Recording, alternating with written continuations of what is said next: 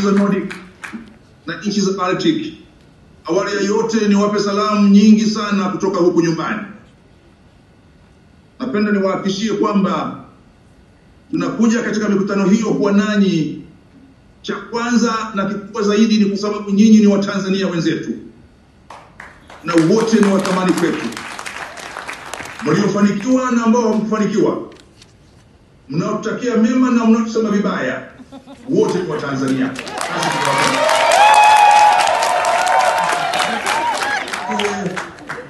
Tanzania ni nchi yenu, ni nchi iliyowalea na kuwafanya mwende mlikokwenda. Wahakikishie katika mvua na jua, katika hari na heri, nyinyi bado ni Watanzania, na ndio hilo linalotufanya tuendelee kuwafuata na kukutana na nyinyi. Ninawasihi sana Watanzania, moja, mwendelee kuwa na fahari na nchi yenu. Hamna nchi nyingine inayowatanabahisha katika ulimwengu wa dunia hii isipokuwa Tanzania. Na ndugu zenu hao wanawathamini, na nyinyi nawaomba mwathamini ndugu zenu. Tusaidieni na jisaidieni nyinyi wenyewe kuwahimiza wawekezaji kuja Tanzania, lakini muwe wa kweli kwao, msiwalagai, msiwababaishaji, ili wajue wanafanya kazi na watu wa kweli na watu waadilifu.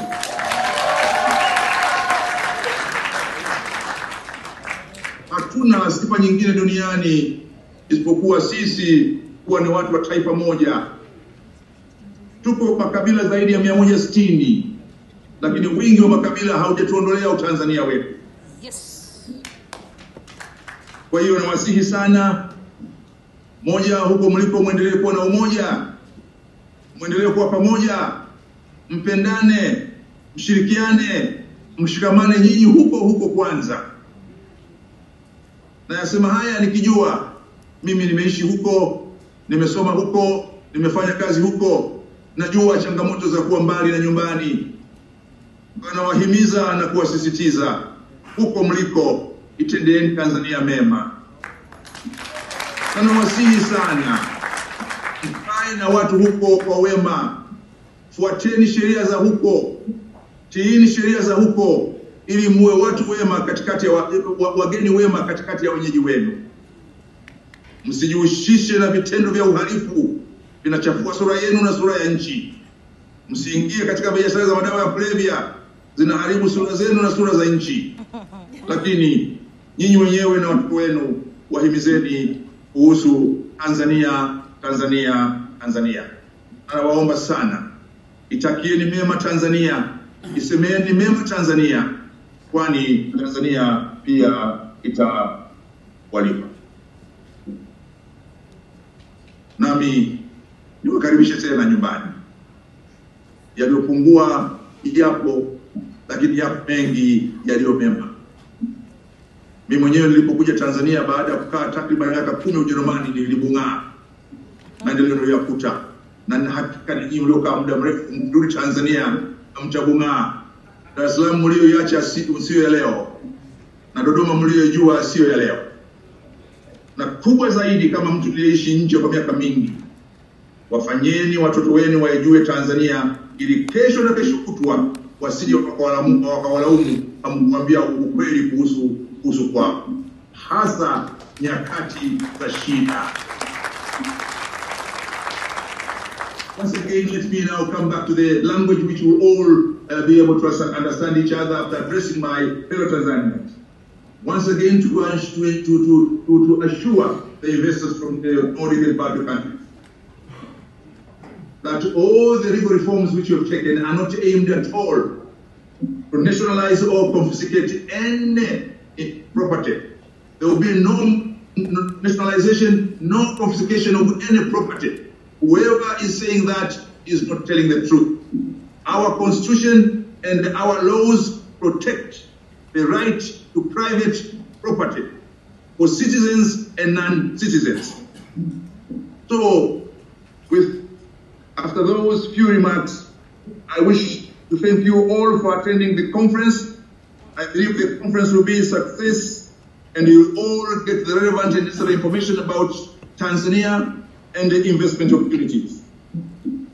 And allow me, when I'm closing these remarks, once again to thank Dr. Wilbrod Slaa, our ambassador to the Nordic and Baltic countries, but also to thank the Swedish Southern African Chamber of Commerce and the leaders of the diaspora community in ensuring this conference takes place.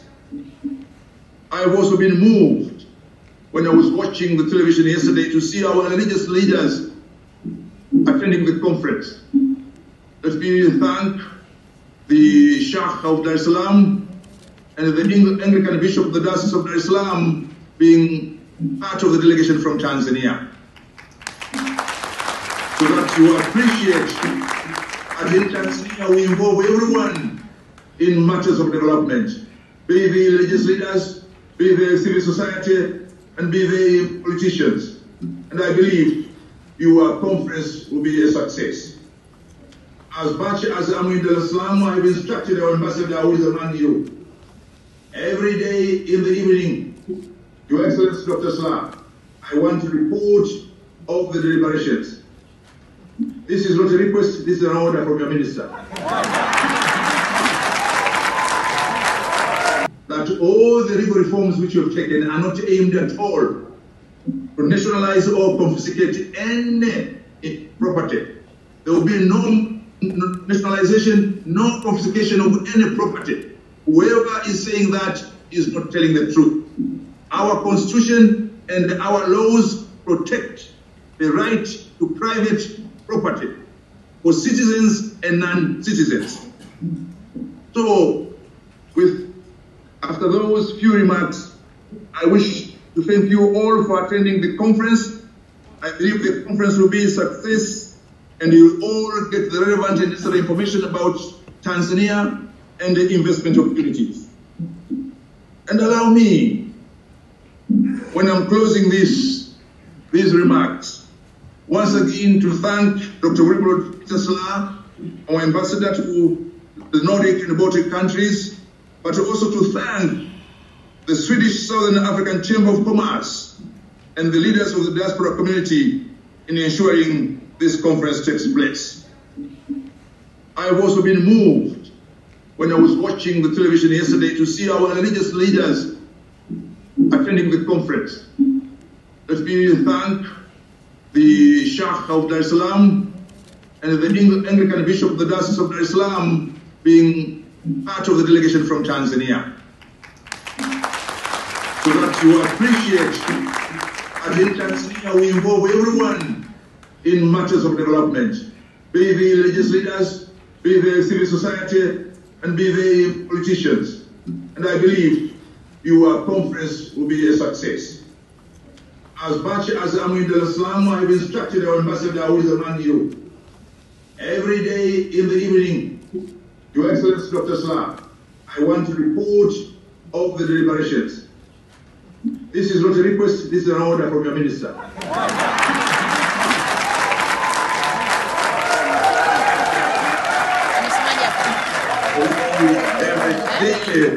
Briefing. And once I receive, I will also pass it to the president. And doing that is not a request, also is an order from the president. And at the end of the day, at the end of the conference, would be very much to have your recommendations, and I want to assure you, we'll work on the recommendations that you will provide to us. Once again, to our Nordic and Baltic friends, I want to say to you, thank you very much for attending the conference. I encourage you to come to Tanzania, and we have worked with Tanzania. And the relationship between Nordic countries and Tanzania goes even before our independence. This is why I say when I talk about the Nordic countries, I become foolishly emotional. When I remember Barbara Johansson, who came to Tanzania as a missionary of the Lutheran Church, and did a tremendous job for education of girls in Tanzania, and then became a Tanzanian. Ambassador Slaa will tell you of the Norwegian doctor in Haidom in Mbulu, and the great job that he has done in Mbulu. To the extent that I'm sure Ambassador Slaa will tell you, people in Mbulu would want his son to be their member of parliament. And And I don't want here to get in trouble with the member of Parliament of Kuru now, because I don't want to quarrel with him. But those from Denmark, the people in Sekonge, Tabora, in a very remote area, they remember the Danish Lutheran missionaries who built a hospital in the midst of forest. And my friends from Mano and Makaleri in Rungwe, they remember the good job of the missionaries from Finland, the Finnish Lutheran Church. And I'm mentioning the churches to you people in Sweden, Norway, Finland, Denmark, because I know you are very close to God, although now you're very far from your churches. Missionaries did well to our country. Let me end here, because I wish I was in Stockholm. I wish I was with you. I would have told you many stories which will show that really we are friends indeed. So thank you very much for your kind attention. Welcome to Tanzania. Karibuni Tanzania, na asanteni sana kwa kunisikiliza.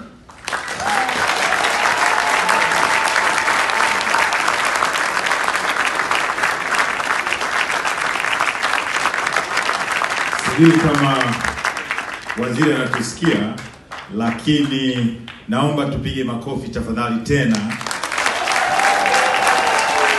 Naomba tumpe standing ovation waziri. Naomba tumpe standing ovation waziri.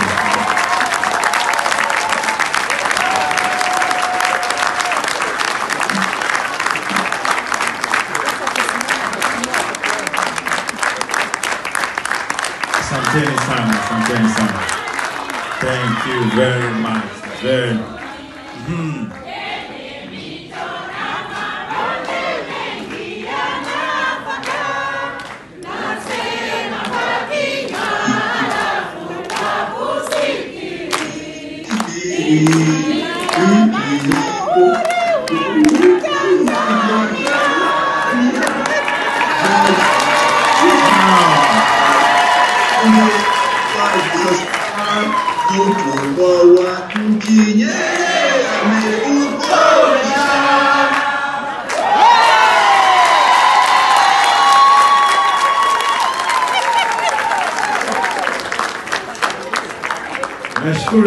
Tunashukuru sana Profesa waziri wetu.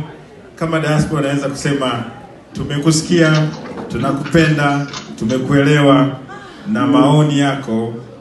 Sasa tunaanza kuyafanyia kazi kwa kasi tofauti. Tunashukuru sana. Tunashukuru sana. We have come to join you, the diaspora group from all over the world, for this big auspicious event. We look forward to listening very keenly from all the presentations that will take place here, and we hope Dr. Slaa will make sure that everybody who is programmed to speak today here gets that opportunity, even if for 5, 6, 7 minutes. We will appreciate for that.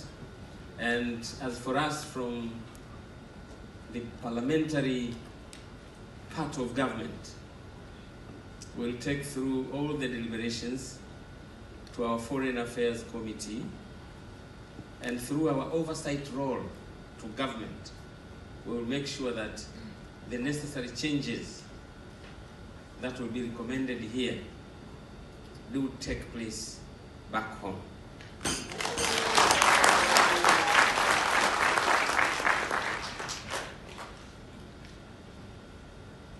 Since everything important has already been narrated by our foreign minister, who has greatly preempted me, let me just say that with me I bring along greetings from our President, Dr. John Pombe Joseph Magufuli, who asked me to relay his well wishes to this two-day program. Let me end by asking you, as Professor Kabudi said, on two things. One, try your best to be good citizens in the countries that you live. Carry the Tanzanian name well. make sure that you adhere to the laws that are there, and speak well of your country, Tanzania. I know most of you living in the diaspora rely on the internet and some of the information that come to you from home. Let me assure you, some of those information are not true. We are the leaders back home. We are just people like you, good people indeed, very well-intentioned to our country, not thieves or a group or a bunch of whatever. And since we are around for 2 days, whenever you have any other questions that you want to ask us, we will be more than ready to explain to you on whatever matter.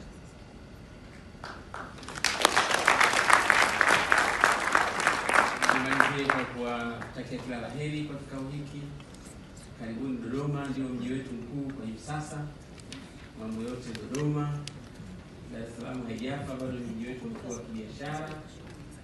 Kama viongozi wa dini walivyosema, tunawatakia kila la heri, tunawaombeeni na nyinyi muendelee kuiombea nchi yenu Tanzania, na muendelee kuipenda nchi yenu Tanzania. Jitahidini sana kututafutia wawekezaji ili nchi yetu iweze kwenda mbele kwa haraka zaidi. Tunaye rais ambaye spidi yake si ya kawaida, na sisi bunge tunajitahidi kumatch spidi ile na kuweza kuzidi ikiwezekana. Kwa hiyo nchi inakwenda mbele, lakini nchi hiyo inayokwenda mbele inahitajia sana uwekezaji na biashara. Assalamu alaikum, na washukuruni sana kwa kunisikiliza. Asante sana.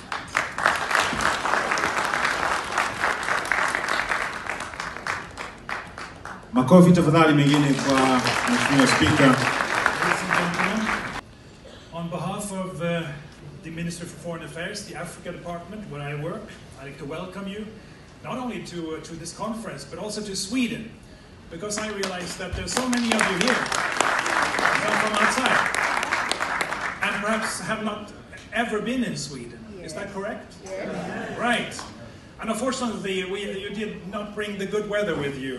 This is the part of the year in Sweden where King Winter is fighting still hard against the King Spring, and unfortunately King Winter is winning today at least. We hope for a change quickly. That's the way it is around here. But we have a warm atmosphere here for sure, so I'm sure we will move on in a happy way.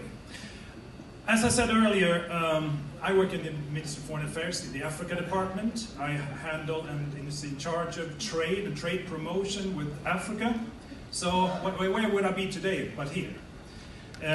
So promotion work has become, in our system, in our foreign ministry, a bit of a core business, more and more, I would say. And I also noticed from the African embassies here in Stockholm, but they're quite active as well when it comes to trade and investment and promoting themselves, not least Dr. Slaa and your team at the Tanzanian embassy here in Stockholm. And I think that's a good thing. I think we need to work harder on promotion of trade and investments, because we are, I think, and I think many of you here agree with me, we are underperforming. Our trade flows are not the way they should be. And I'm happy to see all of you here trying to do something about that, so we get more investment, more trade between our countries. I think that is some of the outcomes that we can hope for this conference.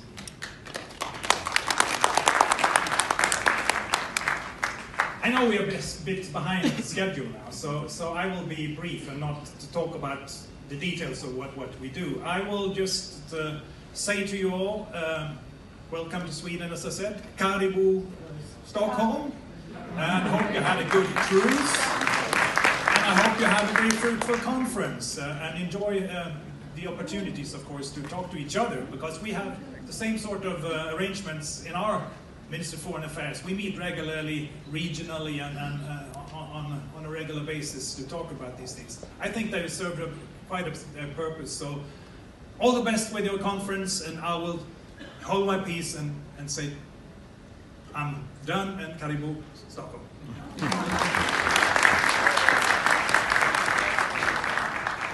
Thank you very much. Thank you very much. Now, we're running out of time. We are way behind. So from now on, you see us cruising at a very little bit of a high speed. Now, everybody I call just try to make it as short as possible so that we can catch up with the time. There are people who will have to depart later on from the cruise ship. Our Vision 2025 that were developed at the end of 1990s, early 2000s, so that by 2025, our country will be a middle-income country, the self-sustaining, semi-industrialized economy. During the implementation by the year 2009-2010, we did some review to see how much are we able to achieve our targets that we have put for 2025, with the main reason to see what are the constraints that can impede reaching our targets, so that we could reposition ourselves strategically to make sure that we attain the 2025 vision. In that way, we formulated 3 5-year development plans. The first one was 2011 to 2015, during the end of the tenure of our former president, Jakaya Kikwete. And that one was with the theme of unleashing Tanzania's latent growth potentials. And during that time, the government was trying to unleash, to the bottleneck, removing the constraints to the growth. And the government was trying hard to do the investment in infrastructure. We have done much on the roads, we have done much on the ports, we have done much on the airports, we have done also in railways, and we are still doing it till now. The second 5-year development plan ranges from 2016 to 2020. This one has been started to be implemented with the current 5th phase government under His Excellency John Pombe Magufuli, with the theme of nurturing industrialization for economic transformation and human development. And the third one will start in the 2021 to 2025, and will focus on realizing competitiveness-led export growth.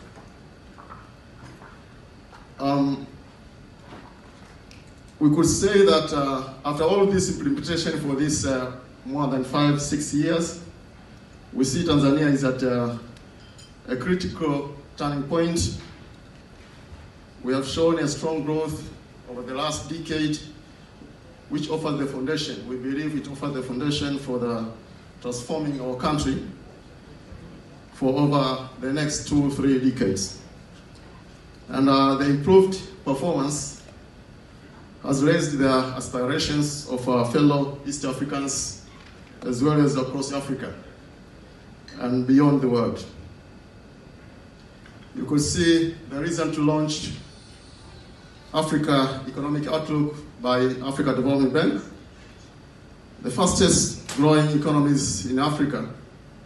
Tanzania is number 7, and lucky enough, on those 10, East Africa has 4, which is Kenya, Uganda, Tanzania itself, as well as Rwanda.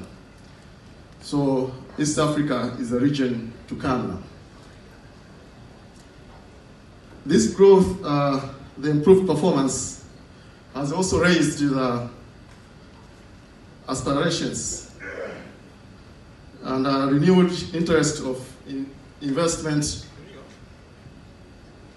in the country. You could see the report launched by the United Nations Conference on Trade and Development, UNCTAD, the latest, 2018. These are the countries for East Africa, and the green one is Tanzania. For over the last 7 years, it has been leading for attraction of foreign direct investment, followed by other East African countries.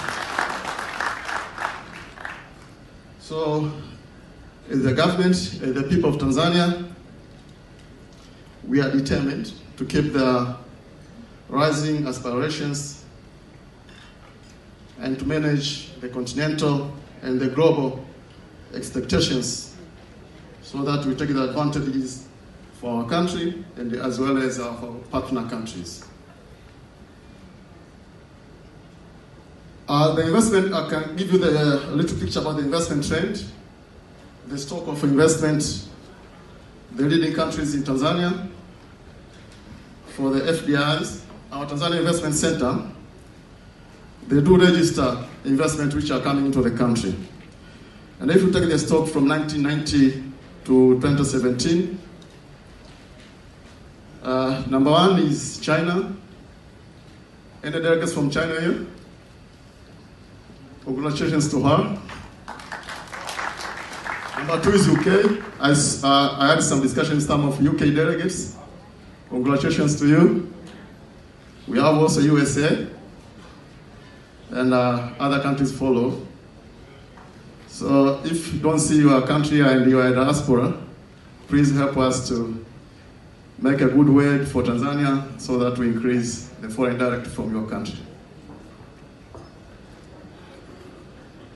Why should you come to invest in Tanzania?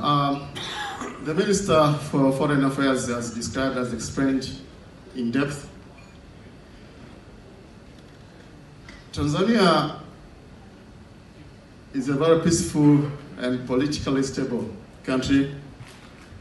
We have embraced multi-party democracy since 1990s. Also USA, we have managed, and other countries follow. So if you don't see your country and you are a diaspora, please help us to make a good word for Tanzania so that we increase the foreign direct from your country. Why should you come to invest in Tanzania? The Minister for Foreign Affairs has described, has explained in depth. Tanzania is a very peaceful and politically stable country. We have embraced multi-party democracy since 1990s, and in that we have managed to implement good governance. We have managed to conduct stable elections, multi-party, and lucky God, we have never experienced any civil war. And those are some of the factors any investor would like to see. But as I've shown, we have a very high growth economically, we have low inflation, and a resilient economy. The investment opportunities are available in various natural resources, complemented by availability of arable land, the discoveries of natural gas, extractives, mining, tourist destinations, and we have a presentation from our tourist board later. You will get to hear more. As our Honorable Minister just pointed, any investor would like to be assured of the money he is investing, and that Tanzania is guaranteed on your investment. We have a number of bilateral investment treaties, bilateral trade agreements, but as the Minister said, we have a well-established judiciary system, and we continue to strengthen it. On the market-wise, we are very much strategically located, surrounded by 6 landlocked countries. We have 3 major ports and 3 international airports, and through that you can serve East Africa community itself around 162 million people. We have also another community, Southern African Development Community, that is SADC, composed of around 450 million market.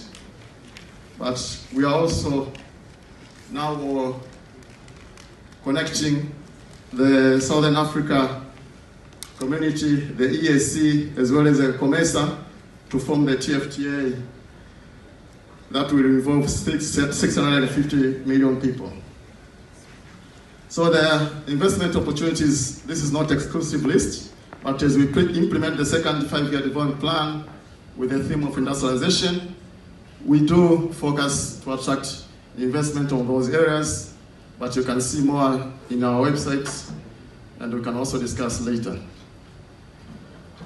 The window, you can come in Tanzania through our 3 investment authorities, that is Zanzibar Investment Promotion Authority, ZIPA. They are here, they will have a next presentation. We have our export processing zone, if you are focusing on export-oriented processing, but we also have the main primary agents for promotion of investment, which is Tanzania Investment Center, TIC, located under the Prime Minister's, our office.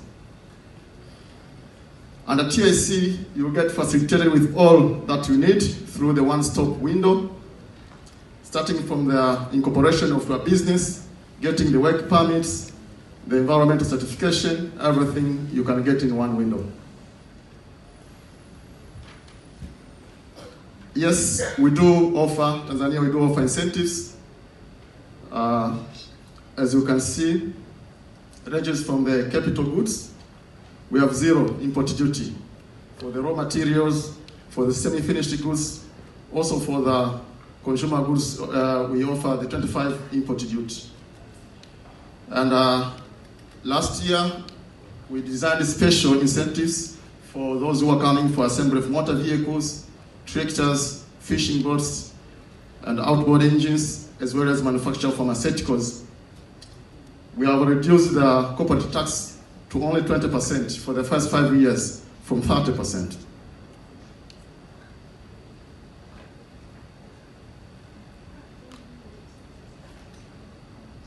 But we do also offer some other non-fiscal incentives.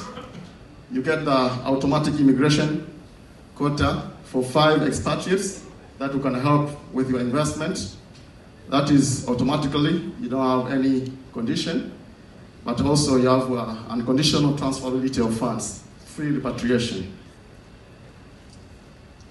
So that short presentation, I would take this opportunity to welcome you all to Tanzania to invest in that peaceful, predictable, and prosperous Tanzania.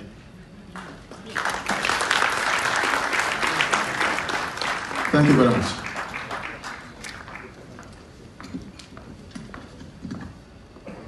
Thank you, Mwasi. Thank you very much. Hands up for him, please. Makofi kwake tafadhali. Okay, tunaendelea. Sasa, I've been getting questions kwamba hizi PowerPoint zinazoonyeshwa kwenye this presentation watu wote mnaweza kuzipata. Kuna karatasi inazunguka, you can put your email address there, and what we're going to do, we're going to make sure that we send it to everybody. Sawa? That sounds good? Okay, very good. Okay, I can... Mheshimiwa Ezekiel Maige, mbunge wa Msalala. Na mimi niongezee kwa kushukuru sana kwa fursa hii ya wana Global kutualika kupitia Balozi Slaa, na tumejifunza mengi. Tunawapongeza sana kwa kujaribu kuwa wamoja, kwa sababu kupitia kuwa wamoja ni rahisi sana hoja zenu zikatufikia wafanya maamuzi kule nyumbani, na tukayapa uzito maamuzi yale katika umoja wenu kwa ujumla wenu. Kwa hiyo katika kuzindua hii TDC ambayo inafanyika muda si mrefu hapa, ni jambo ambalo tunatanguliza hongera na pongezi nyingi. Pia mtamrahisishia mkurugenzi katika kufanya kazi zake, katibu mkuu na serikali kwa ujumla, kwa maana ya kimawasiliano. Tanzania ni kama mama kuku. Mama kuku anakuwa na vifaranga wengi. Vifaranga wengine wanakuwa chini ya mbawa, na wakiwa wengi sana, unaweza kumwekea mayai akawa na vifaranga wengi, wengine wanazurura zurura huko pembeni na kadhalika, lakini wale wote ni wake. Kwa hiyo Tanzania kama mama kuku, wale ambao tuko kule Tanzania wote ni wake, na wale wote wanajitafutia huko duniani huko nao ni wake. Tunataka mama kuku huyu aweze kuhakikisha ulinzi, usalama na kufaidika kwa vifaranga wake wote walio chini ya mbawa na walio nje ya mbawa zake. Ninyi ni wenzetu, ninyi ni watoto wetu, ni ndugu zetu, ni jamaa zetu, kindaki ndaki.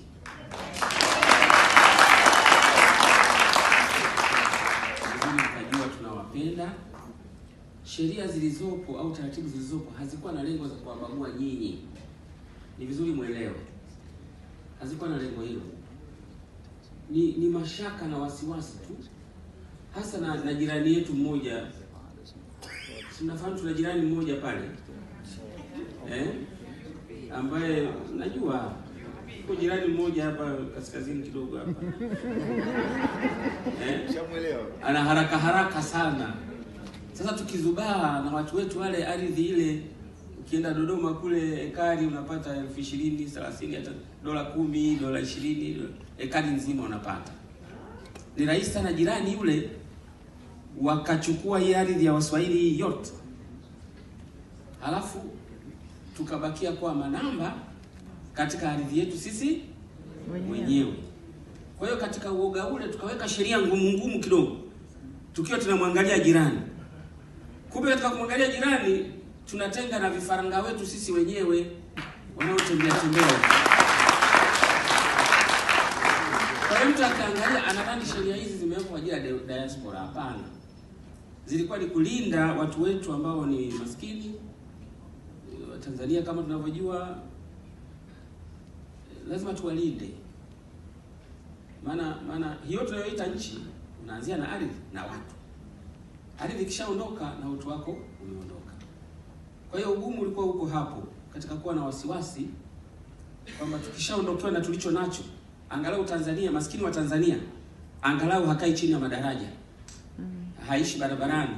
Angalau anakwawa, anaweza kamudu hata nusu eka ya miogo. Tulinde hicho. Lakini tumejifunza kupitia katiba mpya na mijadala iliyokuepo, ameeleza mheshimiwa mbunge hapa, na ujumbe wenu ulikuepo. Tukafika mahali fulani tukapata picha ambayo India wanaitumia, nadhani na Ethiopia, ya kwamba unaweza ukawa na raia wako walioko nje ya nchi wakawa na haki fulani nyingi tu katika nchi, ili waweze kushiriki katika kumiliki mali, katika kurudi na kufanya kazi na kadhalika katika maeneo mengi inavyowezekana. Mkaringfence maeneo machache ambayo kidogo yanahitaji kutokuachia sana kirahisi, lakini mkawaruhusu watu wenu wakawa na passport za huko na uraia wa huko, na huko wakawa na haki nyingi tu za kiraia. Tukawa tumefikia hapo kwa mapendekezo yale ya katiba pendekezo ambayo hatujaipitisha bado. Kwa hiyo ni jambo ambalo lina uelekeo mzuri. Kwa kuwa tumepata angalau dirisha kuweza kuanzia, ni rahisi baadaye kuongezea na kingine. Na sisi bunge niwahakikishie, sisi ndio watunga sheria. Tuko tayari wakati wote, serikali iko tayari kutunga sheria. Tuko tayari kabisa. Na basi TDC kazi yenu moja ni kuwasiliana na sisi bunge pia, kutueleza na modo za nchi nyingine zinafanyaje. Na kwenye meli hii nimejifunza kitu kimoja kikubwa. Mnaipenda sana nchi yenu.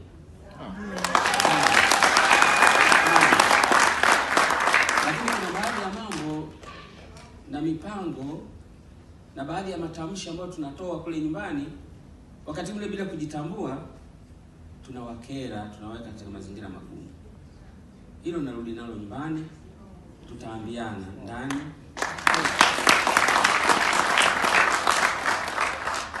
Nimalizie kwa kuambia tembeeni kifua mbele.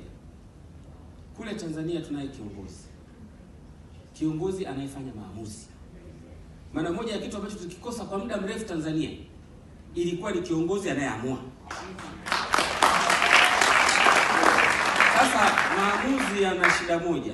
Unaweza kaupenda uamuzi, unaweza usiupende. Uamuzi wowote, mimi sijawahi kuona uamuzi watu wote kama vile generator, tetema kama mwizi kakupiga ndeta, tetema mkono wa kuchoka kubebeka, tetema chini nikipuliza tarumbeta, kufa chali kama mende, Maria Rose, Rose, tungilini kozi, twende nikupige nyembe. Let's go,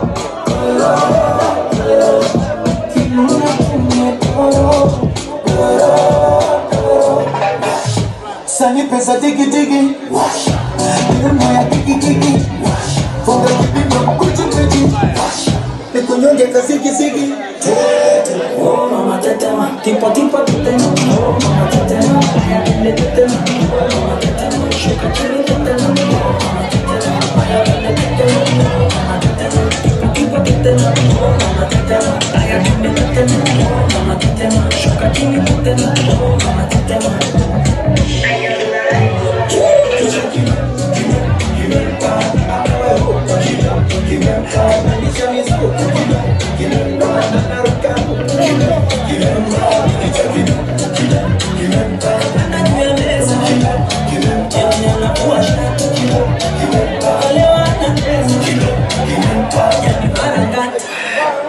Kilo.